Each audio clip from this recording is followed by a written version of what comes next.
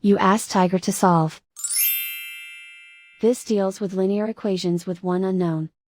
The final result is x equals 6/5. Let's solve it step by step. Group all constants on the right side of the equation. Add 3 to both sides.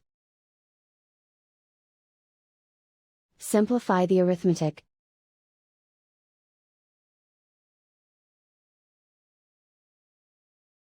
Isolate the x. Divide both sides by -5. Cancel out the negatives. Simplify the fraction. Cancel out the negatives. And so the final result is x equals 6/5.